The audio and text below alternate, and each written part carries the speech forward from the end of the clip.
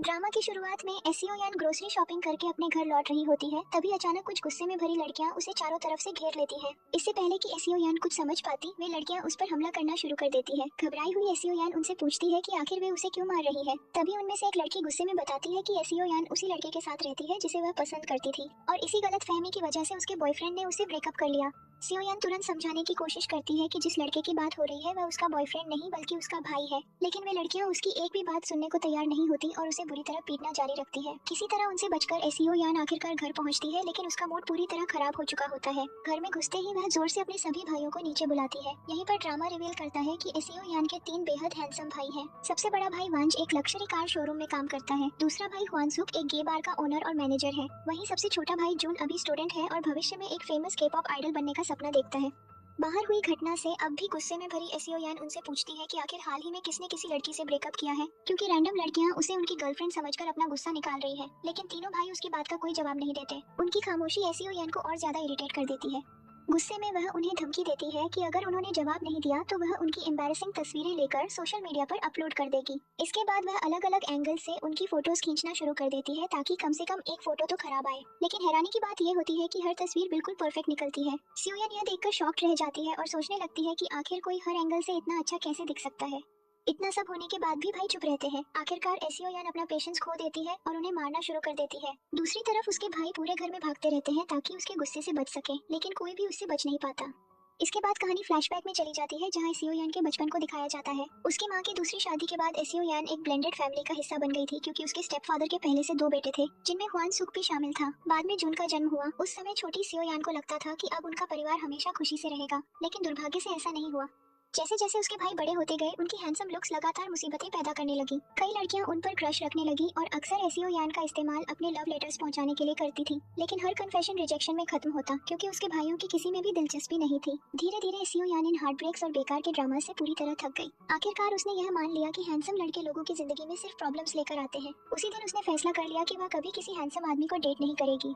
इसी बीच ड्रामा में कैंग की एंट्री होती है, जो अभी अभी कोरिया वापस लौटा है और एयरपोर्ट पर इंतजार कर रहा है। कैंग एक वेल्थी फैमिली से बिलोंग करता है, लेकिन फैमिली बिजनेस ज्वाइन करने के बजाय वह अपनी खुद की फैशन डिजाइनिंग कंपनी शुरू करना चाहता है। एयरपोर्ट पर बैठे हुए वह अपनी नोटबुक में एक लड़की की स्केच बना रहा होता है। तभी उसकी नजर पास बैठी एक लड़की पर पड़ती है, जो अपने बॉयफ्रेंड के साथ होने के बावजूद लगातार कैंग को देख रही होती है। कुछ देर बाद लड़की का बॉयफ्रेंड वॉशरूम चला जाता है। मौका देखते ही कैंग उस लड़की के पास जाता है और उसका फोन नंबर मांगता है। कैंग का अटेंशन पाकर लड़की तुरंत एक्साइटेड होकर अपना नंबर दे देती है, लेकिन कैंग की उसमें कोई रोमांटिक इंटरेस्ट नहीं होती। बाद में वह वही नंबर सीधे उसके बॉयफ्रेंड को देकर कहता है कि उसकी गर्लफ्रेंड ने खुद उसे अपना नंबर दिया है, लेकिन उसे उसमें बिल्कुल भी इंटरेस्ट नहीं है। यह सुनकर बॉयफ्रेंड पूरी तरह शॉक्ड रह जाता है। थोड़ी देर बाद कैंग का दोस्त पार्क उसे एयरपोर्ट से लेने पहुंचता है। पार्क उसके कम सामान को देखकर पूछता है कि वह इतना कम लगेज क्यों लाया है। कैंग आराम से जवाब देता है कि उसका कोरिया में ज्यादा समय रुकने का कोई इरादा नहीं है। जब वे वहाँ से जा रहे होते हैं, तब कैंग कार मिरर में देखता है कि वही लड़की अपने बॉयफ्रेंड से डेस्परेटली माफी मांग रही है, लेकिन उसका बॉयफ्रेंड उसे माफ करने से इनकार कर गुस्से में वहाँ से चला जाता है। पूरा सीन देखकर कैंग अंदर ही अंदर सेटिस्फाइड महसूस करता है। दूसरी तरफ एसियोयान एक स्कूल में फिजिकल एजुकेशन टीचर के रूप में काम करती दिखाई जाती है। स्कूल में वह वाइस प्रिंसिपल से ट्रैक एंड फील्ड बजट के बारे में बात करने की कोशिश करती है,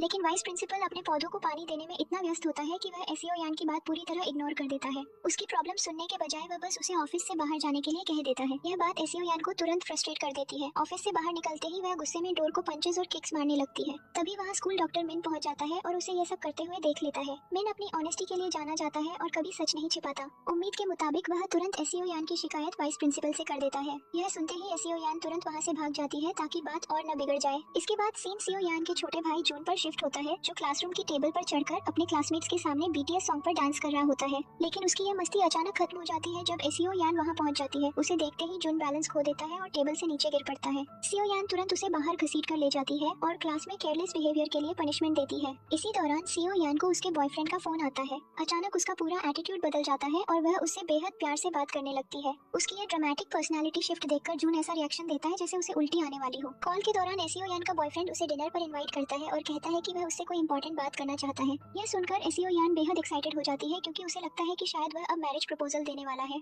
वह तुरंत यह खबर अपनी क्लोज फ्रेंड मिक्योंग को बताती है, जो उसी स्कूल में टीचर है। मिक्योंग भी उसकी बात सुनकर जेन्युइनली खुश हो जाती है, लेकिन एक प्रॉब्लम होती है। एसियोयान अभी भी अपने स्पोर्ट्स ट्रैक सूट में होती है और वह ऐसे रोमांटिक डिनर डेट पर नहीं जा सकती। इसलिए वह मिक्योंग से कपड़े बोरो करती है और रेस्टोरेंट जाने से पहले चेंज कर लेती है। रास्ते में एसियो यान अपने फोन में बॉयफ्रेंड टाई की फोटो देखती रहती है, क्योंकि टाई हमेशा एवरेज लुक्स वाला लड़का था, इसलिए एसियो यान को उसे डेट करने में कभी कोई दिक्कत नहीं हुई, खासकर तब जब वह हैंडसम पुरुषों से नफरत करती थी। लेकिन जब टाई रेस्टोरेंट में पहुंचता है तो एसियो यान पूरी तरह शॉक्ड रह जाती है। टाई ने प्लास्टिक सर्जरी करवाई होती है और अब वह बेहद हैंडसम बन चुका होता है। हालांकि शुरुआत में एसियो यान खुद को समझाने की कोशिश करती है कि लुक्स मायने नहीं रखते और टाई अंदर से अब भी वही इंसान है जिससे वह प्यार करती थी, लेकिन जल्द ही उसे एहसास हो जाता है कि वह पूरी तरह गलत थी। हैंडसम बनने के बाद टाई का एटीट्यूड पूरी तरह बदल चुका होता है। बिना किसी हेजिटेशन के वह एसियो यान से ब्रेकअप कर लेता है और साफ कह देता है कि अब वह सिर्फ ब्यूटीफुल वुमेन को डेट करना चाहता है। टाई की ये क्रूअल बातें एसियो यान का दिल पूरी तरह तोड़ देती है। दिल टूटने के बाद एसियो यान अपने भाई वानसुक के बार में जाती है और बहुत ज्यादा शराब पीते हुए कंप्लेन करती है कि हैंडसम आदमी हमेशा जिंदगी में प्रॉब्लम्स ही लाते हैं। नशे और इमोशंस में वह आसपास बैठे लोगों के साथ फ्लर्ट करने की कोशिश भी करती है, अजीब पोजेस बनाती है और क्यूट एक्ट करने लगती है, लेकिन उसकी कोशिशों पर कोई रिएक्शन नहीं देता, बल्कि लोग क्वाइटली अपनी सीट्स छोड़कर वहां से चले जाते हैं। कंफ्यूज्ड होकर सियो यान वानसुक से पूछती है कि जैसे ही वह लोगों के पास गई, सब अचानक वहां से क्यों चले गए।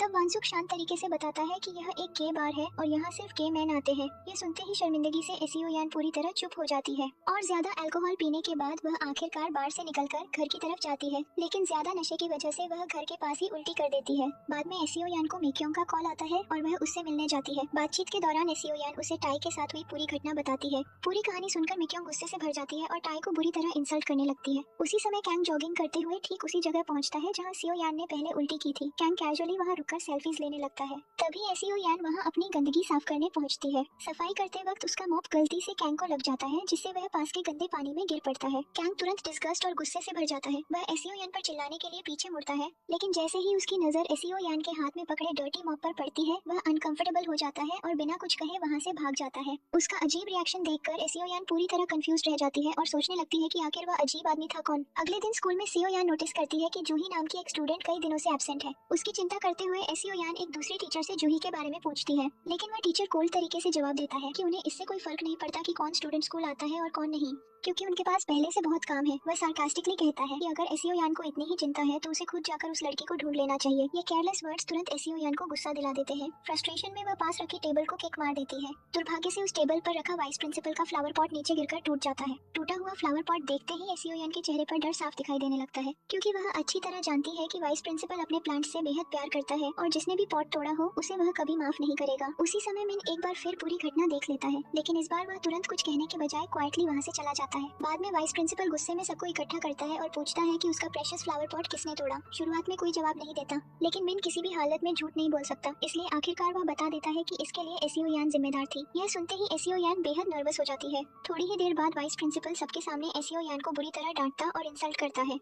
वाइस प्रिंसिपल से एक बार फिर सबके सामने इंसल्ट होने के बाद सियो यान गुस्से में मिक्योंग से कहती है कि यही वजह है कि वह हैंडसम लड़कों पर कभी भरोसा नहीं कर सकती। उसके अनुसार अट्रैक्टिव लड़के हमेशा किसी न किसी तरह प्रॉब्लम्स ही क्रिएट करते हैं। इसी बीच वांज अपने कार शोरूम में डीलर के तौर पर काम कर रहा होता है। तभी वहाँ एक लड़की बहुत सिंपल कपड़ों में और देखने में गरीब लगती हुई शोरूम के अंदर आती है। वह वहाँ रखी एक्सपेंसिव कार्स को छूकर देखने लगती है। उसके कपड़ों और बिहेवियर को देखकर वांज उसे गलत समझ लेता है और वर्कर्स को इशारा करता है कि उसे शोरूम से बाहर निकाल दे। कुछ ही देर बाद वह लड़की चुपचाप वहाँ से चली जाती है, लेकिन ड्रामा तुरंत रिवील करता है कि दिखावे पर भरोसा करना कितना गलत हो सकता है। शोरूम से निकलने के बाद वह लड़की अकेले एक पार्क में बैठती है और अपना बैग खोलती है। बैग के अंदर ढेर सारा कैश भरा होता है। असल में वह इतनी ज्यादा रिच होती है कि अगर चाहे तो पूरा शोरूम ही खरीद सकती है। दूसरी तरफ मेन मिक्योंग से मिलता है और केयरफुली पूछता है कि क्या सियो यान अब भी उससे नाराज है क्योंकि उसने उसकी शिकायत की थी। मिक्योंग कैजुअली जवाब देती है कि सियो यान उससे नाराज नहीं है। यह सुनकर मिन अपने रूम में लौट जाता है। वहाँ से वह सीक्रेटली विंडो के जरिए एसियो यान को देखता है और उसे देखकर हल्का सा मुस्कुराता है। इसी सीन से साफ हो जाता है कि मिन सीक्रेटली सियो यान को पसंद करता है। स्कूल खत्म होने के बाद एसियो यान खुद जूही को ढूंढने का फैसला करती है, क्योंकि वह कई दिनों से एब्सेंट थी। वह जूही के पुराने घर पहुंचती है,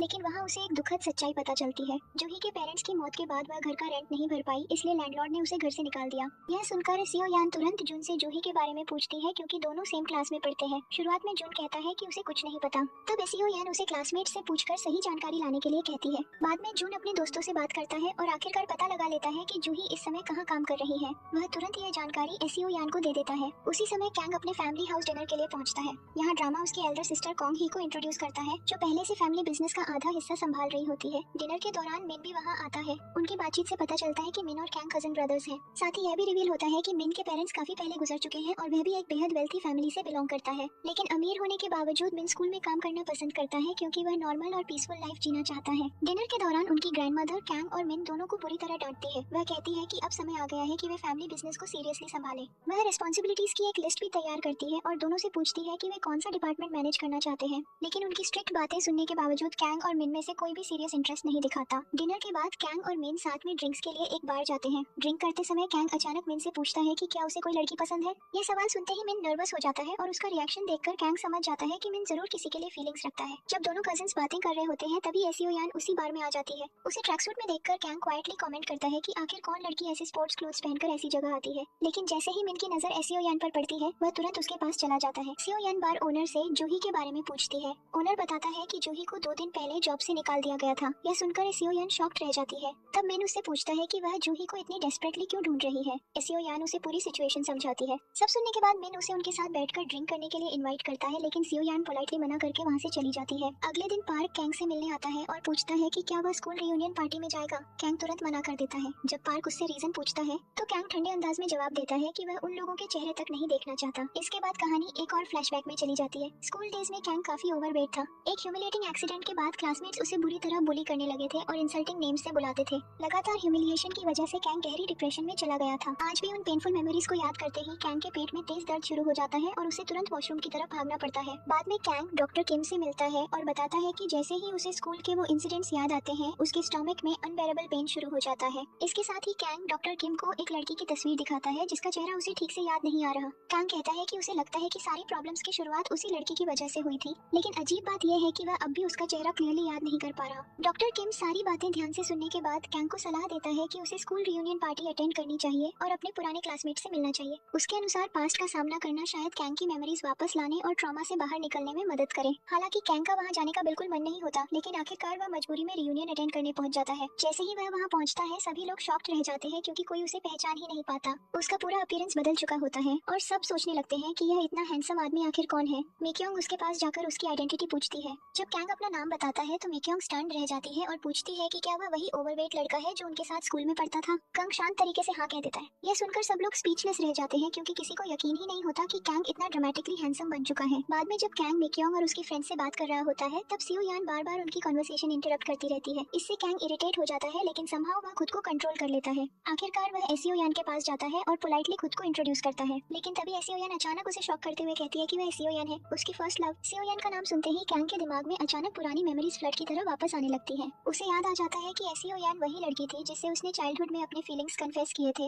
लेकिन उसने उसे अगली और फैट कहकर रिजेक्ट कर दिया था। यह सब याद आते ही कैंग के स्टमक पेन की प्रॉब्लम फिर ट्रिगर हो जाती है। वह जल्दी से बाहर भागता है और डेस्परेटली वॉशरूम ढूंढने लगता है, लेकिन उसे आसपास कोई वॉशरूम नहीं मिलता। नतीजा यह होता है कि उसे एक बार फिर अपने पास जैसा एम्बैरेसिंग एक्सीडेंट झेलना पड़ता है। उसी समय पार्क वहाँ से गुजर रहा होता है और कैंग की हालत देखकर पूछता है कि क्या हुआ, लेकिन ह्यूमिलिएशन की वजह से कैंग कुछ बोल नहीं पाता और बस चुपचाप उसे देखता रहता है। आखिरकार पार्क मजबूरी में उसे वहाँ से लेकर चला जाता है। इतनी ह्यूमिलिएटिंग घटना के बाद कैंग खुद को बेहद इंसल्टेड महसूस करता है और किसी भी तरह शांत नहीं हो पाता। दूसरी तरफ हुआन सुक अपने दोस्तों के साथ पार्टी करने के बाद बाहर निकलता है और अपनी कार का इंतजार करने लगता है। उसी समय कॉन्ग हाई वहाँ पहुँचती है। वह उसे पार्किंग वर्कर समझकर कैजुअली अपनी कार कीज और कुछ पैसे उसकी तरफ बढ़ा देती है और कहती है कि कार प्रॉपर्ली पार्क कर दे। उसका रूट टोन सुनकर वंश चुपचाप उसे घूरने लगता है। कुछ देर बाद वंश की खुद की कार वहाँ पहुँच जाती है। जाने से पहले वह कॉन्ग ही से कहता है कि उसे लोगों से रिस्पेक्ट के साथ बात करना सीखना चाहिए। इसी बीच सेओ यान मिक्योंग के घर जाती है। रियूनियन इंसिडेंट को लेकर क्यूरियस मिक्योंग उससे पूछती है कि क्या कैंग ने सच में स्कूल डेज में उसे प्रपोज किया था। सेओ यान कैजुअली हाँ कह देती है, जिससे मिक्योंग काफी शॉक्ड हो जाती है। दूसरी तरफ कैंग ह्यूमिलिएशन की वजह से अब भी सो नहीं पा रहा होता।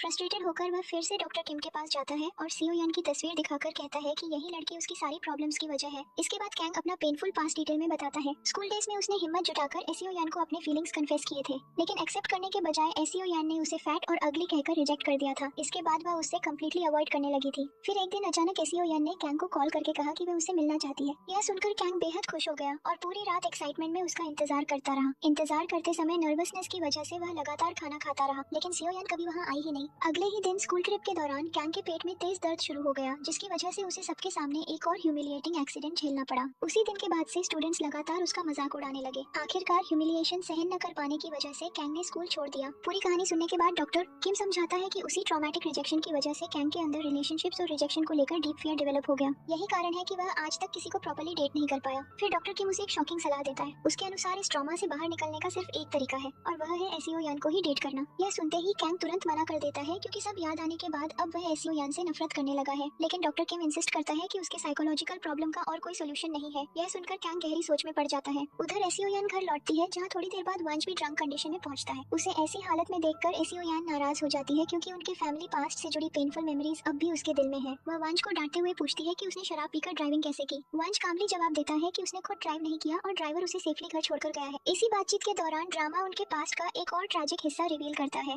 एसियो यान के पेरेंट्स की मौत एक ड्रंक ड्राइवर की वजह से हुई थी जिसने उनकी कार को टक्कर मार दी थी। घर के अंदर आते ही एसियो यान और वंश का स्वागत जून करता है, जो तुरंत कंप्लेन करने लगता है कि दोनों फिर देर से घर आए और उसे अकेला छोड़ दिया। वह कहता है कि जब घर में कोई नहीं होता तो उसे डर लगता है। एसियो यान उसे समझाती है कि अब वह बड़ा हो चुका है और बच्चे जैसी बातें करना बंद करे। तभी एसियो यान नोटिस करती है कि घर की सारी लाइट्स जल रही हैं। यह देखकर वह इरिटेट हो जाती है और अननेसेसरी इलेक्ट्रिसिटी वेस्ट करने के लिए जून को डांटती है। दूसरी तरफ कैंग को हर जगह ऐसा फील होने लगता है जैसे डॉक्टर किम बार बार उसके सामने आकर यही कह रहा हो कि अगर वह सच में अपनी प्रॉब्लम सॉल्व करना चाहता है तो उसे एसियो यान को जीतना होगा। आखिरकार फ्रस्ट्रेटेड होकर कैंग फैसला करता है कि जिस एसियो यान ने कभी उसे फैट और अगली कहकर इंसल्ट किया था, अब वह उसी को अपने प्यार में गिराकर उससे रिवेंज लेगा। अगले दिन कैंग अपनी मदर और ग्रैंडमदर से मिलता है। एक बार फिर दोनों उसे फैमिली बिजनेस ज्वाइन करने के लिए प्रेशर डालती है। शुरुआत में कैंग मना कर देता है, लेकिन फिर वे उसे एक कॉम्प्रोमाइज ऑफर करती है। वे कहती है कि वह सिर्फ 1 साल तक बिजनेस में काम करे और अगर उसके बाद भी उसे पसंद न आए तो वह फ्रीली छोड़ सकता है। यह कंडीशन कैंग को पसंद आ जाती है और वह आखिरकार मान जाता है। जैसे ही कैंग वहाँ से जाता है, उसकी मदर और ग्रैंडमदर सीक्रेटली डिसाइड करती है कि उस 1 साल के अंदर वे उसकी शादी किसी रिच गर्ल से करवा देंगी ताकि वह परमानेंटली कोरिया में रहकर कंपनी संभाले। इसी बीच जून अपने दोस्त के साथ जा रहा होता है, तभी उसे जूही चिकन डिलीवरी करते हुए दिखाई देती है। जून उसके पास जाकर कहता है कि एसियो यान उसे डेस्परेटली ढूंढ रही है और उसे एक बार उससे मिल लेना चाहिए,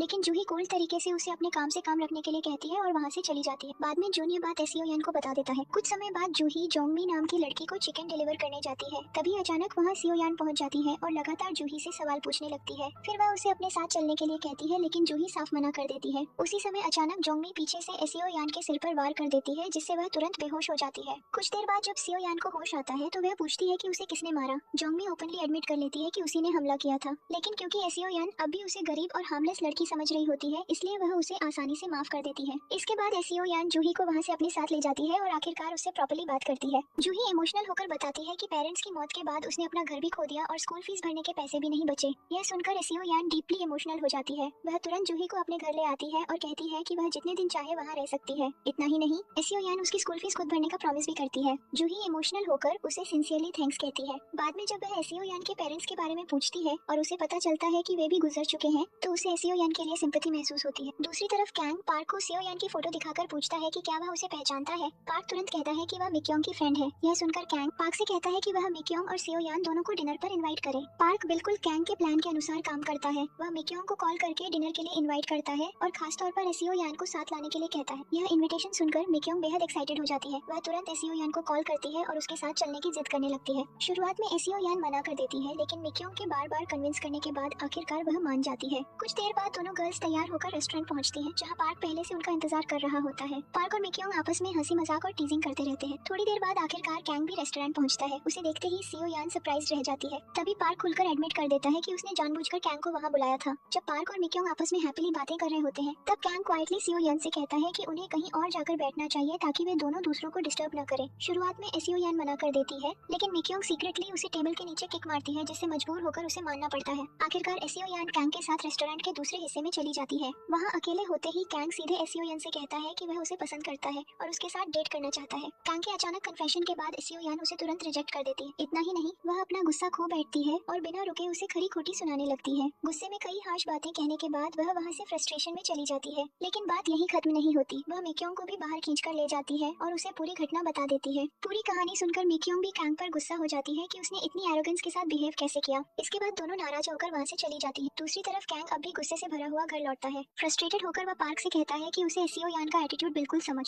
नहीं आता और वह सोच भी नहीं सकता कि उसने उसे इतनी आसानी से रिजेक्ट कैसे कर दिया। इस पर पार्क उसे एक अजीब सजेशन देता है। वह कहता है कि अगर कैंग एक एक्सपेंसिव नई कार खरीदकर एसियो यान के सामने अपनी वेल्थ शो करे तो वह जरूर इंप्रेस हो जाएगी और उसे एक्सेप्ट कर लेगी। कैंग को यह आइडिया इंटरेस्टिंग लगता है और वह इसके लिए मान जाता है। उधर जून घर लौटता है और नोटिस करता है कि पूरे घर की लाइट्स बंद है। घर का सन्नाटा और अंधेरा उसे तुरंत डरा देता है। नर्वस होकर वह एक एक करके सारी लाइट्स ऑन करने लगता है ताकि उसे सेफ फील हो सके। कुछ देर बाद जब जून अपने बाल धो रहा होता है, तभी उसे हाल ही में देखी हुई एक हॉरर मूवी याद आ जाती है, जिससे वह और ज्यादा डर जाता है। हेयर वॉश खत्म करके जैसे ही वह बाहर निकलता है, उसे ऊपर से हल्की हमिंग साउंड सुनाई देती है। वह डरते डरते धीरे धीरे उस आवाज की तरफ बढ़ने लगता है। अचानक जूही उसके सामने प्रकट हो जाती है। शॉक की वजह से जून बैलेंस खो देता है और सीढ़ियों से गिरकर बेहोश हो जाता है। जब उसे होश आता है तो वह तुरंत जूही से पूछता है कि वह घर के अंदर क्या कर रही है। जूही कामली उसे अपनी सिचुएशन समझाती है। जून अब भी डरा और कंफ्यूज्ड होता है, इसलिए वह कहता है कि वह यहाँ नहीं रह सकती क्योंकि जल्द जल्द ही उसका इंपॉर्टेंट K-pop आइडल कॉन्सर्ट आने वाला है। उसे डर है कि अगर लोगों को पता चला कि उसके घर में कोई लड़की रह रही है तो उसकी इमेज खराब हो सकती है। जूही उसे भरोसा दिलाती है कि वह अपने रूम के अंदर ही रहेगी और बाहर नहीं निकलेगी, इसलिए उसे चिंता करने की जरूरत नहीं है।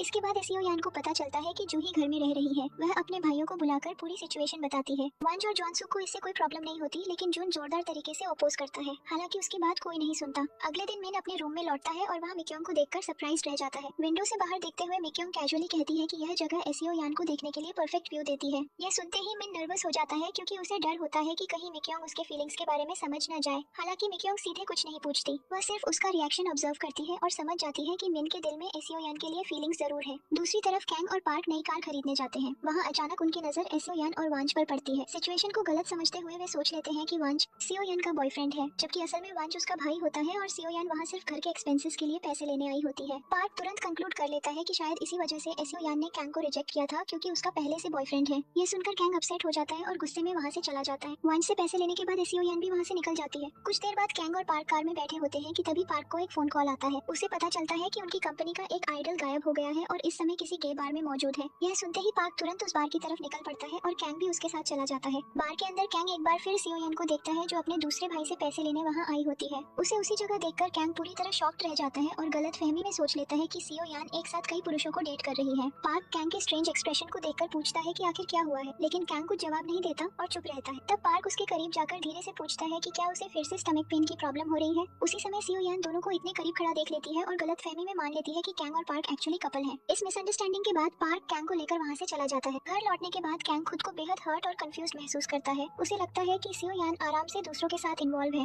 लेकिन फिर भी उसने उसे रिजेक्ट कर दी। उधर एसियो यान मिक्योंग को कैंग और पार्क की स्ट्रेंज क्लोजनेस के बारे में बताती है, जिसे सुनकर मिक्योंग भी शॉक्ड रह जाती है। इसी बीच सियो यान की मुलाकात जांग मी से होती है, जो पार्क में सो रही होती है। कंसर्न होकर सियो यान उसे उठाती है और पूछती है कि क्या वह ठीक है। जांग मी कहती है कि वह ठीक है। इसके बाद एसियो यान काइंडनेस दिखाते हुए मिक्योंग के मास्क पर लिप ग्लॉस से अपना फोन नंबर लिखती है और जांग मी को देकर कहती है कि जब भी जरूरत हो वह उसे कॉल कर सकती है। एसियो यान का यह काइंड जेस्चर जांग मी को डीपली इंप्रेस कर देता है। लेकिन सियो यान के जाने के बाद जांग मी एक बड़े और लग्जरियस हाउस में लौटती है, जहाँ रिवील होता है कि वह गरीब नहीं बल्कि बेहद वेल्थी है। वहाँ बैठकर वह दिलचस्पी के साथ एसियो यान का नंबर देखती रहती है। अगले दिन कैंग मिन से मिलने स्कूल जाता है। बातचीत के दौरान मिन रिवील करता है कि कैंग ही स्कूल का नया ओनर है और उसने अपनी ग्रैंडमदर की दी हुई लिस्ट में से यही स्कूल चूज किया है। शुरुआत में कैंग रिस्पॉन्सिबिलिटी लेने से मना कर देता है, लेकिन तभी उसकी नजर एसियो यान पर पड़ती है। क्यूरियस होकर वह पूछता है कि वह वहाँ क्या कर रही है। तब मिन उसे बताता है कि एसियो यान स्कूल की फिजिकल एजुकेशन टीचर है। यह सुनकर कैंग खुश हो जाता है और वहाँ से चला जाता है। अगले दिन वाइस प्रिंसिपल नए चीफ डायरेक्टर को इंट्रोड्यूस करता है और सबके शॉक के बीच सामने आता है कि वह कैंग है। सियो यान यह देखकर पूरी तरह सरप्राइज हो जाती है और गुस्से में उसे इशारों से साइलेंटली थ्रेटन करने लगती है। उसके रिएक्शन देखकर कैंग को अचानक फिर स्टमक पेन महसूस होने लगता है। उसे तुरंत डॉक्टर किम की दी हुई मेडिसिन याद आती है और वह जल्दी से उसे निकालता है, लेकिन गलती से मेडिसिन वाइस प्रिंसिपल के प्लांट पॉट में गिर जाती है। कैंग उसे ढूंढने की कोशिश करता है, लेकिन नहीं मिलती। मजबूरी में वह ऑकवर्ड तरीके से पूरा प्लांट उठाकर एक्सक्यूज बनाते हुए वहाँ से चला जाता है। उसके जाने के बाद वाइस प्रिंसिपल अनाउंस करता है कि शाम को नए डायरेक्टर के लिए वेलकम पार्टी रखी जाएगी। बाद में कैंग अपने रूम में जाकर आखिरकार मेडिसिन ढूंढ लेता है और उसे प्रॉपर्ली लेता है।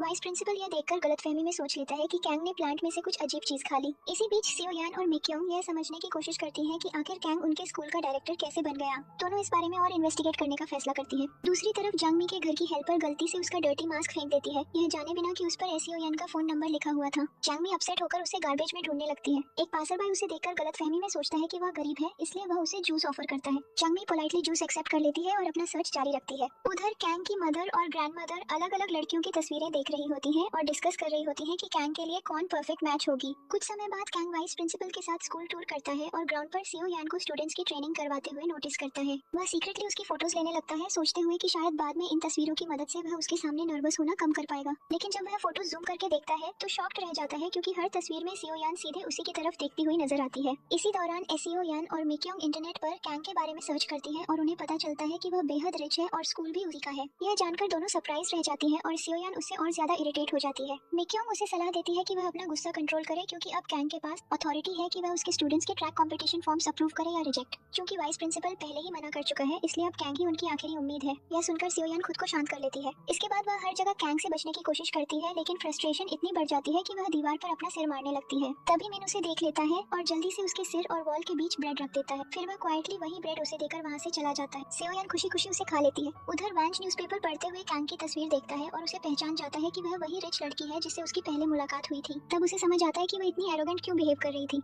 इसी बीच जून की मुलाकात एक लड़के से होती है जो उससे अपने फीलिंग्स कन्फेस करता है, लेकिन जून उसे रिजेक्ट कर देता है और कहता है कि वह किसी ऐसे इंसान के साथ नहीं रह सकता जो दुनिया से अपनी असली आइडेंटिटी छिपाता हो। इतना कहकर वह वहाँ से चला जाता है। बाद में कैंग दूर से एसईओ यान को ऑब्जर्व करता है और उसके अचानक बदले हुए बिहेवियर को लेकर कंफ्यूज हो जाता है। तभी वाइस प्रिंसिपल उसे वेलकम पार्टी की याद दिलाता है। पार्टी में शुरुआत में एसईओ यान काफी खुश होती है क्योंकि वह उसकी फेवरेट रेस्टोरेंट में रखी जाती है, लेकिन कैंग सारा मूड खराब कर देता है क्योंकि वह खाने से सारी फैट वाली चीजें हटवा देता है। यह देखकर एसईओ यान डिसअपॉइंट हो जाती है। तभी मिन सीक्रेटली उसे एक्स्ट्रा फूड दे देता है जिससे वह फिर खुश हो जाती है। इसके बाद कैंग वेन्यू चेंज करने का फैसला करता है और सबको दूसरे रेस्टोरेंट में ले जाता है। वहाँ से निकलते समय उसके हाथ में चोट लग जाती है और उसे दर्द महसूस होता है। नए रेस्टोरेंट में सीओ यान की अचानक अपने एक्स बॉयफ्रेंड टाई से मुलाकात हो जाती है। टाई बुरी तरह ड्रंक होता है और शुरुआत में सीओ यान को पहचान नहीं पाता। जब सीओ यान उसे ड्रंक ड्राइविंग से रोककर उसकी कार कीज ले लेती है, तब टाई अचानक उसे पहचान जाता है और बताता है कि उसकी नई गर्लफ्रेंड उसे छोड़कर चली गई क्योंकि उसे पता चल गया था कि टाई ने प्लास्टिक सर्जरी करवाई थी। इसके बाद टाई जबरदस्ती सीओ यान से कीज वापस लेने की कोशिश करता है। सही समय पर कैंग वहाँ पहुंच जाता है और सीओ यान को उससे दूर खींच लेता है। इसके बाद वह टे को पकड़कर उसकी कार के अंदर फेंक देता है और सीओ यान को डांटते हुए कहता है, क्या तुम पागल हो गई हो? एक ड्रंक आदमी से लड़ाई क्यों कर रही थी? लेकिन सीओ यान उसकी बातों को अनसुना कर देती है और एक ड्राइवर को कॉल करके उसे टे का होम एड्रेस भी दे देती है। यह देखकर कैंग हैरान होकर पूछता है, रुको, तुम्हें इसका एड्रेस कैसे पता है? सीओ यान शांत होकर जवाब देती है, यह मेरा एक्स बॉयफ्रेंड है। जब इसका लुक अलग था तब हम दोनों डेट करते थे, लेकिन अपीयरेंस बदलने के बाद हमारा ब्रेकअप हो गया। यह सुनकर कैंग चौंक जाता है और कहता है, तुम बिल्कुल भी नहीं बदली, आज भी तुम लोगों को उनके लुक्स देखकर जज करती हो। इतना कहकर वह बिल्डिंग के अंदर चला जाता है। अंदर जाने के बाद एसईओ यान को अपने पुराने व्यवहार पर पछतावा होने लगता है। उसे एहसास होता है कि स्कूल डेज में उसे कैंग को फैट और अगली नहीं कहना चाहिए था। वहीं दूसरी तरफ कैंग सबके लिए फूड ऑर्डर करता है, लेकिन हैरानी की बात यह होती है कि वो सिर्फ सैलेड मंगवाता है। यह देखकर सभी लोग कंफ्यूज हो जाते हैं। उसी समय मिन चुपके से एसईओ यान को मीट का एक पीस देता है। सीओ यान खुशी खुशी उसे खाने लगती है, लेकिन तभी कैंग उसे देख लेता है और खड़े होने के लिए कहता है। सीओ यान के खड़े होते ही कैंग पूछता है, अगर कोई स्टूडेंट दूसरे स्टूडेंट को फैट और अगली कहे तो उसे क्या पनिशमेंट मिलनी चाहिए? इस पर एसईओ यान पूरे कॉन्फिडेंस के साथ जवाब देती है, उस स्टूडेंट ने कुछ गलत नहीं किया, उसने वही कहा जो उसने देखा। लेकिन अब तुम मुझे यह बताओ, अगर कोई लड़का अपने फ्रेंड्स के साथ गर्ल्स को डेट करने की बेट लगाए तो उसे क्या पनिशमेंट मिलनी चाहिए? यह सुनते ही कैंग हैरान रह जाता है और पूछता है, कौन सी डेटिंग बेट? तभी वाइस प्रिंसिपल दोनों को शांत कराने की कोशिश करता है, लेकिन दोनों में से कोई भी चुप नहीं होता। तब मी क्योंग जानबूझकर कैंग की शर्ट पर ड्रिंक गिरा देती है और उसे वॉशरूम जाकर साफ करने के लिए कहती है। कैंग वॉशरूम चला जाता है। उसी दौरान मी क्योंग सीओ यान को समझाती है और उससे कैंग से अपोलोजाइज करने के लिए कहती है। कुछ देर बाद जब कैंग वॉशरूम से बाहर आता है, तब सीओ यान उससे माफी मांगती है और फिर से फ्रेंडशिप का हाथ बढ़ाती है, लेकिन कैंग उसे पूरी तरह इग्नोर कर देता है। यह देखकर सीओ यान शर्मिंदा होकर वहाँ से जाने लगती है। तभी अचानक कैंग को अपने इंजर्ड हैंड में दर्द महसूस होता है और वह अपना हाथ पकड़ लेता है। जब सीओ यान पीछे मुड़कर उसे देखती है तो वह गलत समझ बैठती है और सोचती है कि कैंग अजीब जेस्चर्स दिखा रहा है। तब कैंग तुरंत कहता है, तुम जैसा सोच रही हो वैसा कुछ भी नहीं है। लेकिन सीओ यान पहले से ही गुस्से में होती है, इसलिए वह कैंग को पकड़कर दीवार से लगा देती है। उसी पल कैंग को अपने स्कूल डेज याद आने लगते हैं, जब कोई भी उससे फ्रेंडशिप नहीं करना चाहता था। उस समय सिर्फ सीओ यान ही थी जिसने उससे दोस्ती की थी और यही वजह थी कि धीरे धीरे कैंग उसे पसंद करने लगा था। इन यादों को सोचकर कैंग के सीने में दर्द होने लगता है, इसलिए वह वहाँ से जाने की कोशिश करता है, लेकिन सीओ यान उसे रोक लेती है। आखिर में कैंग कहता है, ठीक है, मैं फिर से तुम्हारा फ्रेंड बनने के लिए तैयार हूँ। ये सुनते ही सीओ यान बहुत खुश हो जाती है और तुरंत पूछती है, तो तुम ट्रैक कंपटीशन फॉर्म पर साइन कर दोगे ना? कैंग हाँ कह देता है और वहाँ से जल्दी से भाग जाता है। घर जाते समय कैंग के सीने का दर्द और बढ़ जाता है। उसे लगने लगता है कि शायद उसे हार्ट अटैक आने वाला है, इसलिए वह तुरंत डॉक्टर किम के पास चला जाता है। दूसरी तरफ कैंग के जाने के बाद वाइस प्रिंसिपल को पूरा रेस्टोरेंट बिल खुद पे करना पड़ता है, जिसकी वजह से वह बहुत दुखी हो जाता है। वहीं कैंग डॉक्टर किम को अपनी हालत के बारे में बताता है।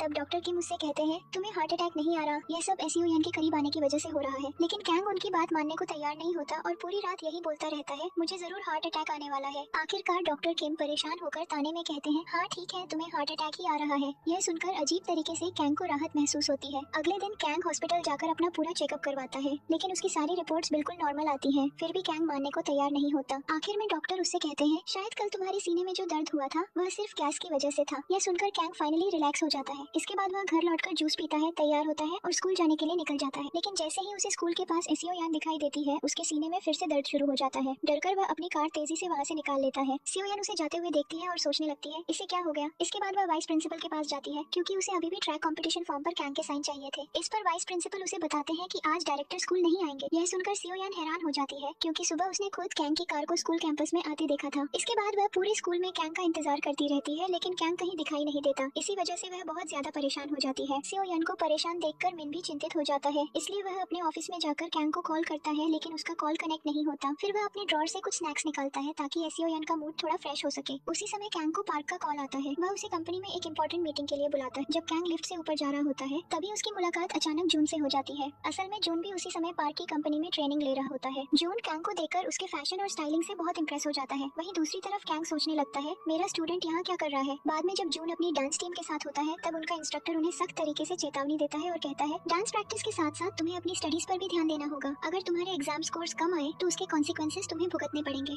अगले सीन में एसियो यान सिग्नेचर लेने के लिए कैंग के घर जाती है। कैंग उससे गुस्सा था, इसलिए वह जानबूझकर उसके फॉर्म को धीरे धीरे पढ़ने का नाटक करता है, जैसे वह बहुत केयरफुली रिव्यू कर रहा हो, जबकि असल में वह सिर्फ टाइम पास कर रहा होता है। उधर एसियो यान इंतजार करते करते अनकंफर्टेबल महसूस करने लगती है, इसलिए वह वॉशरूम ढूंढने निकल जाती है। उसे जाते देखकर कैंग राहत की सांस लेता है। वॉशरूम खोजते खोजते एसियो यान गलती से कैंग के ड्रेस डिजाइनिंग रूम के पास पहुंच जाती है। तभी कैंग अचानक वहां आ जाता है और तुरंत रूम का डोर लॉक कर देता है, जिससे एसियो यान कंफ्यूज्ड हो जाती है। एसियो यान समझाती है कि वह सिर्फ वॉशरूम ढूंढ रही थी। तब कैंग कामली उसे सही रास्ता दिखा देता है और जाने देता है। वॉशरूम के अंदर एसियो यान को कैंग का चाइल्डहुड ड्रीम याद आता है। उसे याद आता है कि कैंग हमेशा ड्रेस डिजाइनर बनना चाहता था। अब उसे सच में इतनी मेहनत करते देखकर एसियो यान को उसके लिए जेन्युइनली खुशी महसूस होती है। जब वह बाहर आती है तो कैंग में उसे उसके चाइल्डहुड वाला इनोसेंट साइड दिखाई देता है, जिससे वह इमोशनल हो जाती है। लेकिन तभी उसका मूड अचानक बदल जाता है जब उसे मिक्योंग का मैसेज मिलता है। मैसेज में लिखा होता है कि पार्क और कैंग सच में रिलेशनशिप में हैं और यह बात खुद पार्क ने कंफर्म की है। यह पढ़ते ही एसियो यान फिर उदास हो जाती है। वह वापस सोफा पर जाकर चुपचाप बैठ जाती है। बैठे बैठे वह एक ड्रिंक कैन खोलती है, लेकिन गलती से वह उसके ऊपर गिर जाती है और उसकी शर्ट पूरी तरह भीग जाती है।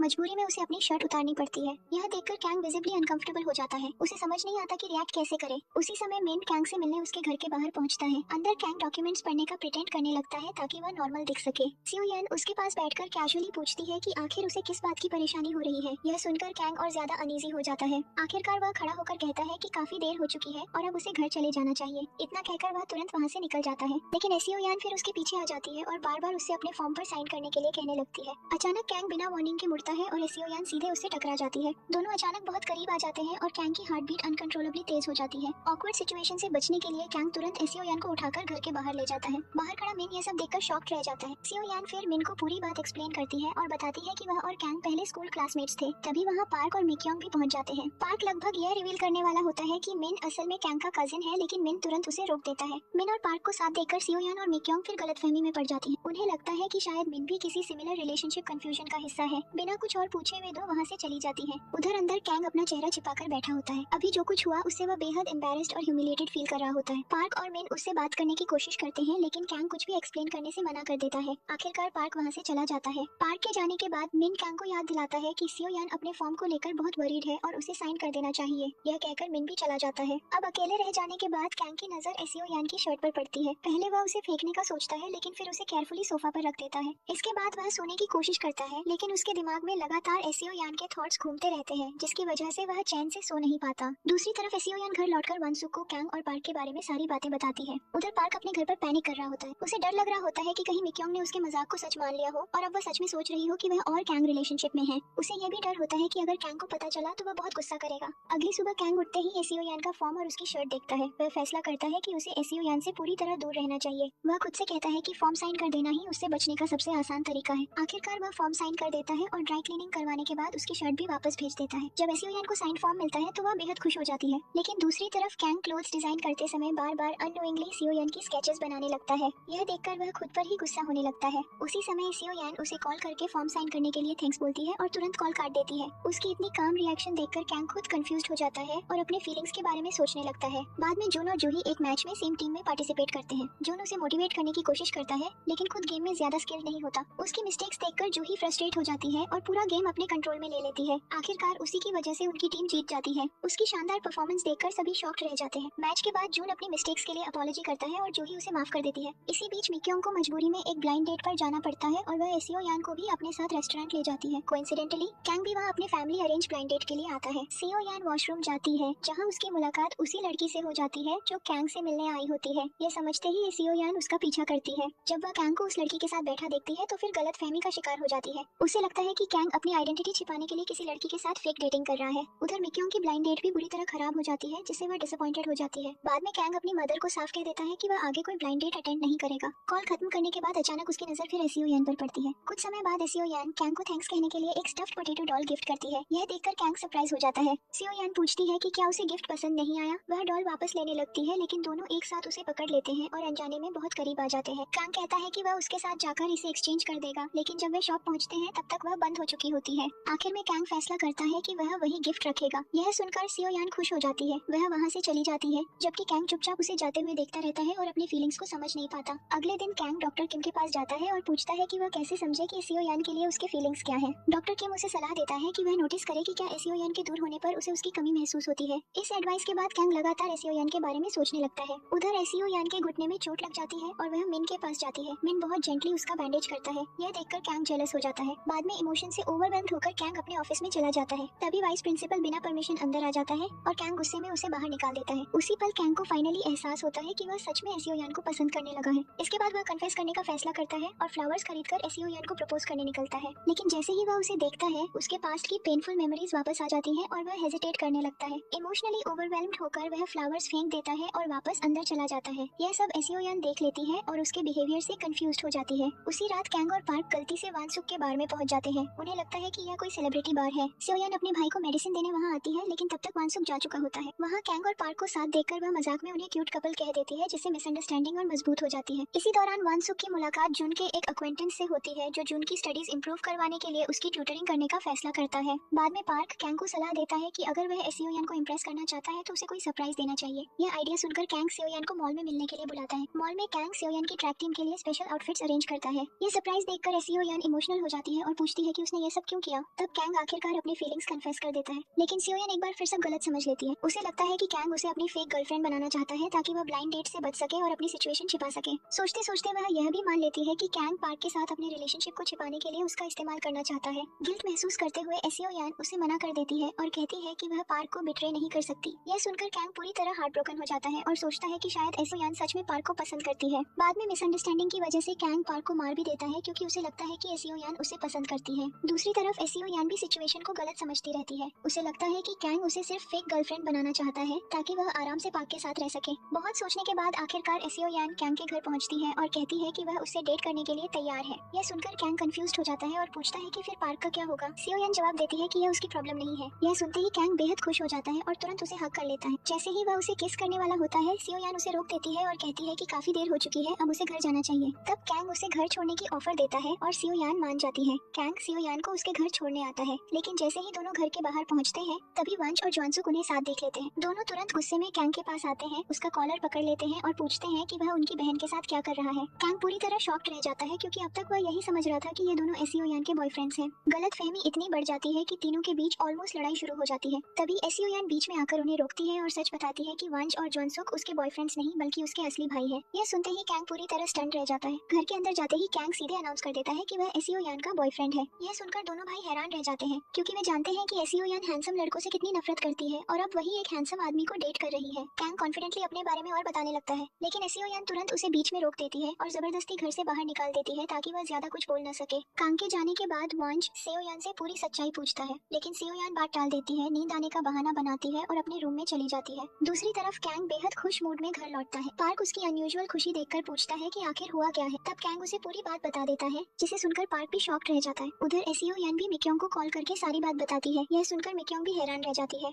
अगले दिन सियोयान खुद कैंग को फोन करके डेट पर चलने के लिए पूछती है। कैंग तुरंत मान जाता है। जब दोनों मिलते हैं तो सियोयान अचानक उसे हक कर लेती है। कैंग उसकी इस अचानक बदली हुई बिहेवियर से ऑकवर्ड फील करता है। इसके बाद सियोयान लगातार उसके साथ सेल्फीज लेने लगती है और अलग अलग जगहों पर उसे घुमाकर फोटोज क्लिक करवाती रहती है। कैंग कंफ्यूज्ड हो जाता है, लेकिन असल में सियोयान यह सब जानबूझकर कर रही होती है ताकि सबको लगे कि वह सच में कैंग की गर्लफ्रेंड है। रात में कैंग उसे वापस घर छोड़ता है और जाते जाते उसे एक केक भी देता है। यह देखकर सियोयान बहुत खुश हो जाती है। कैंग उसे हक करने की कोशिश करता है, लेकिन उससे पहले ही सियोयान जल्दी से गुड बाय बोलकर अंदर चली जाती है। कैंग फिर से उसकी स्ट्रेंज बिहेवियर देखकर सरप्राइज रह जाता है। घर के अंदर सियोयान केक फ्रिज में रख रही होती है, तभी वंश उसे पकड़ लेता है। उसे शक होने लगता है, क्योंकि वह जानता है कि सियोयान इतनी आसानी से किसी हैंडसम आदमी को डेट नहीं कर सकता। वह उससे एक्सप्लेनेशन मांगता है, लेकिन सियोयान फिर बात घुमा देती है। तब वंश कहता है कि वह अगले दिन खुद कैंग से मिलकर सच्चाई पता करेगा। यह सुनकर सियोयान परेशान हो जाती है। वह तुरंत मिक्योंग को सारी बात बताती है। मिक्योंग उसे सलाह देती है कि अब उसे अपने भाई को सच बता देना चाहिए। अगले दिन आखिरकार सियोयान वंश को पूरी सच्चाई बता देती है। सब सुनने के बाद वंश कुछ देर सोचता है, लेकिन तुरंत कुछ नहीं कहता। बाद में ट्रेनिंग के दौरान सियोयान के पैर में चोट लग जाती है। मिन उसकी मदद करता है और केयरफुली बैंडेज बांधता है। तभी कैंग वहां पहुंच जाता है और यह सब देखकर जेलस हो जाता है। बिना कुछ पूछे वह मिन को वहां से हटाता है और सियोयान को बाहर ले जाकर कहता है कि उसे दूसरे लड़कों से दूरी बनाकर रखनी चाहिए, क्योंकि उसे उसका किसी और के करीब जाना पसंद नहीं है। इतना कहकर वह अचानक वहां से चला जाता है और सियोयान उसके बिहेवियर से कंफ्यूज रह जाती है। उसी रात वंश को पता चलता है कि पार्क एक्चुअली गे नहीं है। उसे कुछ फोटोज मिलते हैं जिनमें पार्क अलग अलग लड़कियों के साथ दिखाई देता है।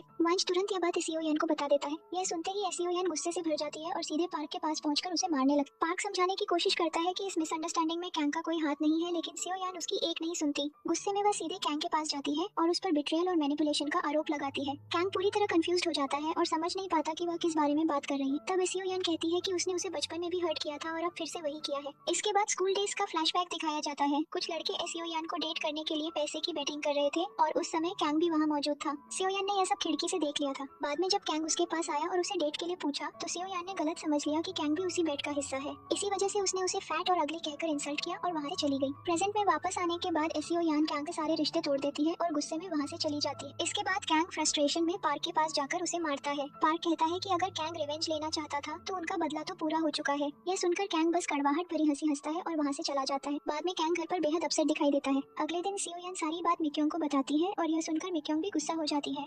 इसके बाद कैंग सियो यान को अपने ऑफिस में बुलाता है और कूल टोन में कहता है कि उसे पता है कि सियो यान सोचती है उसने उसे बिट्रे किया है और वह इस बात को कंफर्म भी कर देता है। यह सुनकर सियो यान और ज्यादा गुस्सा हो जाती है। तब कैंग उसे एक स्ट्रिक्ट कंडीशन देता है। वह कहता है कि अब से उसे उसकी हर बात माननी होगी वरना वह उसे जॉब से निकाल दे। सियो यान गुस्से में होने के बावजूद अपनी नौकरी बचाने के लिए उसकी बात मान लेती है। उसके जाने के बाद कैंग का स्टोमक पेन फिर शुरू हो जाता है, इसलिए वह डॉक्टर किम से मिलने कैफे जाता है और सियो यान को ड्राइवर बनाकर अपने साथ ले जाता है। डॉक्टर किम सियो यान को देखकर पूछता है कि क्या यही वही लड़की है। कैंग हाँ कहता है, लेकिन साथ ही बोलता है कि वह उससे नफरत करता है। हालांकि डॉक्टर किम कैंग के बिहेवियर में कुछ अलग नोटिस करता है और हिंट देता है कि यह हेट जैसा बिल्कुल नहीं लग रहा। उधर एसियो यान घर लौटकर कैंग की फोटोज देखते हुए उसे मिस करने लगती है। वांज उसे सलाह देता है कि उसे अपने रिलेशनशिप को एक और चांस देना चाहिए, लेकिन एसियो यान मना कर देती है और कैंग की फोटोज डिलीट कर देती है। उसे बिना पता चले जंग पास की बिल्डिंग से उसे सीक्रेटली ऑब्जर्व कर रही होती है। असल में जंग काफी समय से एसियो यान की पूरी लाइफ पर नजर रख रही है और उसने उसकी फोटो से भरी एक पूरी वॉल तक बना रखी है। तभी जांगमी को उसकी हाउसकीपर का फोन आता है कि उसकी मदर घर लौट आई है और उसे तुरंत वापस बुला रही है। घर पहुंचते ही उसकी मदर उसे एक वेल्थी डिवोर्स्ड आदमी के साथ ब्लाइंड डेट पर भेज देती है। वह आदमी एरोगेंट तरीके से कहता है कि वह जंगमी को अपनी 5वीं वाइफ बनाना चाहता है। इतना ही नहीं, वह उसे जबरदस्ती होटल रूम ले जाने की कोशिश भी करता है। जंगमी मजबूती से मना कर देती है। बाद में उसकी मदर उसी बात पर उसे फिजिकली स्कोल्ड करती है, लेकिन तभी कैंग ही आकर उसे बचा लेती है। कुछ समय बाद एसियो यान की मुलाकात अचानक पार्क में जंगमी से होती है। जब वह देखती है कि हाई हील्स की वजह से उसके पैर में दर्द हो रहा है तो वह उसे अपनी स्लीपर्स दे देती है। सियो यान की इस काइंडनेस से जंगमी डीपली टच्ड हो जाती है। दूसरी तरफ कैंग लगातार एसियो यान के बारे में सोचता रहता है और अपने फोन से उसकी फोटोज डिलीट करने की कोशिश करता है, लेकिन कर नहीं पाता। बाद में वह वाइस प्रिंसिपल के जरिए एक कंपनी डिनर अरेंज करवाता है और सभी को इनवाइट करता है। डिनर के दौरान कैंग जानबूझकर एसियो यान को इग्नोर करता रहता है, जिससे वह गुस्सा हो जाती है और काफी ज्यादा अल्कोहल पी लेती है। बाद में वह बाहर बैठकर नशे में मिट्टी से खेलने लगती। तभी कैंग वहाँ आता है और उसे इतना ड्रिंक करने के लिए डांटता है, लेकिन एसियो यान उसकी बात सुनने के बजाय उस पर मिट्टी फेंक देती है और कुछ ही देर में उसके हाथों में बेहोश हो जाती है। उसी समय मिन वहाँ पहुँचता है और इंसिस्ट करता है कि वह एसियो यान को घर छोड़ देगा। इस बात पर कैंग और मिन के बीच आर्गुमेंट शुरू हो जाता है, लेकिन फैसला होने से पहले ही एसियो यान होश में आ जाती है और खुद ही वहाँ से चली जाती है। अगले दिन वाइस प्रिंसिपल सियो यान को बहुत ज्यादा फिजिकल वर्क दे देता है। तभी कैंग गुस्से में बीच में आ जाता है, उसे रोकता है और सबके सामने अनाउंस कर देता है कि अब से कोई भी एसियो यान से जरूरत से ज्यादा काम नहीं करवाएगा। बाद में सियो यान को एक पार्टी में इनवाइट करता है और उससे रिक्वेस्ट करता है कि वह उसकी फेक गर्लफ्रेंड बनकर चले। एसियो यान उसकी बात मान जाती है। पार्टी में कैंग की मदर सियो यान को देखकर उसे मिन की रियल गर्लफ्रेंड समझ लेती है और यह बात तुरंत कैंग को बता देती है। यह सुनकर कैंग को लगता है कि सियो यान सच में मिन के साथ इन्वॉल्व है। इसी दौरान मिन सियो यान से अपने फीलिंग्स कन्फेस करने की कोशिश करता है, लेकिन हमेशा की तरह एसियो यान फिर सब गलत समझ लेती है और बिना कुछ समझे वहाँ से चली जाती है, जबकि मिन डिसअपॉइंटेड होकर उसे जाता हुआ देखता रह जाता है। फिर कैंग मिन और सियो यान को साथ देखकर अंदर ही अंदर जेलस महसूस करता है और चुपचाप वहाँ से चला जाता है। अगले दिन मिन, सियो यान और मिकोंग साथ बैठे कैजुअली बातें कर रहे होते हैं। तभी वहाँ कैंग भी आ जाता है, लेकिन नॉर्मल बातचीत करने के बजाय वह सीधे मिन से शाइनिनोआ कंपनी के बारे में सवाल पूछने लगता है। असल में कैंग पहले से जानता होता है कि मिन अपनी असली आइडेंटिटी सबसे छिपा रहा है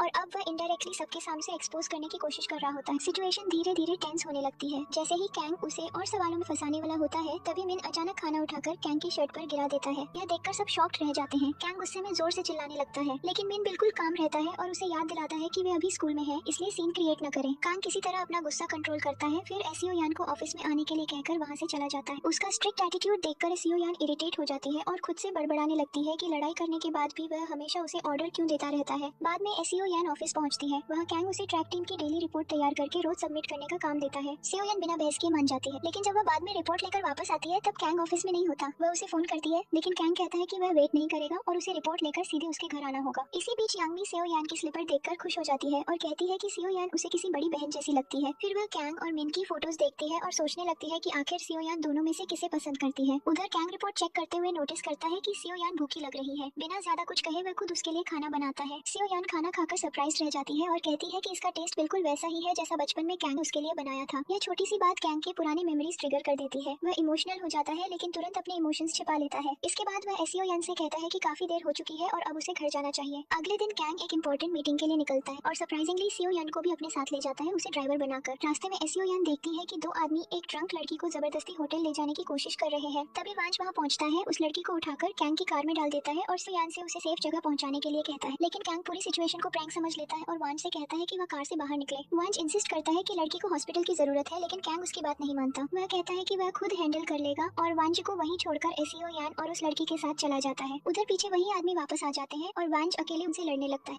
मीटिंग से लौटते समय एसीओ यान एक ड्रंक आदमी को कार चलाते हुए देखती है। वह तुरंत उसे रोकने की कोशिश करती है, लेकिन वह आदमी अग्रेसिव हो जाता है और उससे लड़ने लगता है। तभी कैंग बीच में आकर उस आदमी से फाइट करता है। कुछ देर बाद कैंग को पता चलता है कि वांज सच में उस लड़की की मदद कर रहा था और यह कोई प्रैंक नहीं था। अपनी गलती समझते ही कैंग पुलिस स्टेशन जाता है और सारी मिसअंडरस्टैंडिंग क्लियर करके वांज को छुड़वाता है। बाहर आने के बाद कैंग वांज से पूछता है कि उसने एक अजनबी लड़की के लिए इतना रिस्क क्यों लिया। वांज सिंपली जवाब देता है कि यह उसका फर्ज था। उसकी ऑनेस्टी देखकर कैंग जेन्युइनली इंप्रेस्ड हो जाता है। तभी कैंग का फैमिली लॉयर वहां आता है और बताता है कि फाइट की वजह से लीगल इशू हो गया है। कैंग तुरंत उसे कहता है कि यह बात उसकी फैमिली तक नहीं जानी चाहिए। बाद में कैंग सीओ यान से नाराज होकर पूछता है कि वह इतनी डेंजरस सिचुएशन में क्यों कूद पड़ी। सीओ यान धीरे से जवाब देती है कि यह सब उसके पेरेंट्स से जुड़ी बात की वजह से है, लेकिन वह बीच में ही रुक जाती है और चुप हो जाती है। कैंग समझ जाता है कि इसके पीछे कोई गहरी कहानी है। बाद में वह मिकोंग से एसीओ यान के पास्ट के बारे में पूछता है। तब मिकोंग बताती है कि मिडिल स्कूल के समय स्कूल ट्रिप से ठीक पहले सीओ यान के पेरेंट्स की मौत एक ड्रंक ड्राइवर की वजह से हुए कार एक्सीडेंट में हो गई थी। यह सुनते ही कैंग को एहसास होता है कि उस रात सीओ यान उससे मिलने आने वाली थी, लेकिन एक्सीडेंट की वजह से कभी पहुंच ही नहीं पाई। उसी रात सीओ यान अपने पेरेंट्स के एक्सीडेंट का नाइटमेयर देखकर डर के मारे चीखते हुए उठ जाती। अगली सुबह वह जॉगिंग करने जाती है, जहां उसकी अचानक कैंग से मुलाकात हो जाती है। उसे देखकर सीओ यान हैरान रह जाती है और पूछती है कि वह वहां क्या कर रहा है। इमोशनली ओवरवेल्म्ड कैंग आखिरकार उसे अपनी फीलिंग्स कन्फेस कर देता है, लेकिन एसीओ यान उसे एक्सेप्ट करने के बजाय जोरदार थप्पड़ मार देती है और वहां से चली जाती है। कैंग वहीं शॉक्ड खड़ा रह जाता है। बाद में स्कूल में एसीओ यान मिन और मिकोंग के साथ नॉर्मल बिहेव करती है, लेकिन कैंग को पूरी तरह अवॉइड करने लगती है। कैंग कई बार उससे बात करने की कोशिश करता है, लेकिन वह हर बार उसे इग्नोर कर देती है। मिन और मिकोंग ये सब नोटिस करते हैं, लेकिन दोनों के बीच अचानक आई दूरी की वजह समझ नहीं पाते। इसी बीच जांगमी अपनी मदर के साथ रेस्टोरेंट में होती है, जहां उसकी मदर उसे हाल ही में मिले एक आदमी के बारे में वार्निंग देती है और कहती है कि वह अपनी पुरानी गलतियां दोबारा न दोहराए। यह सुनकर जांगमी परेशान हो जाती। बाद में कैंग सीओ यान के घर जाता है, लेकिन सीओ यान उसे वापस जाने के लिए कह देती है। कैंग समझाता है कि वह सिर्फ इसलिए आया क्योंकि उसने स्कूल में उसे इग्नोर किया।